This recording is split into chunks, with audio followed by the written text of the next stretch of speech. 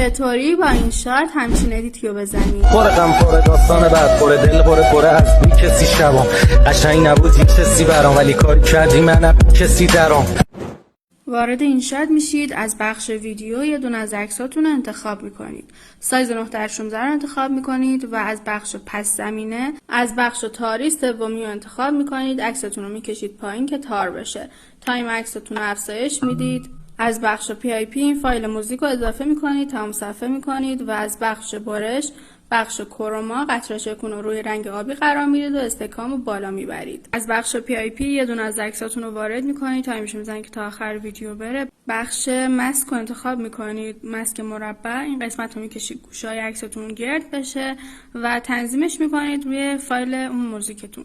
از بخش PIP این تکسچر رو اضافه میکنید، تمام صفحه میکنید. از بخش تلفیق روی حالت اسکرین قرار میدید و اوپاسیتیش رو کم میکنید. از بخش PIP این آی مووی رو اضافه میکنید و از بخش تلفیق روی حالت اسکرین قرار میدید و روی ویدیوتون تنظیمش میکنید. روی عکستون ضربه میزنید. از بخش اثر رو انتخاب میکنید. از این بخش این فیلتر رو انتخاب میکنید و بخش ارزشش هم خیلی کم میکنید و میزنید که تایمش تا آخر ویدیو باشدش. از این بخش میاید قسمت همه رو انتخاب میکنید که این فیلتر روی تمامی فایل ها باشدش.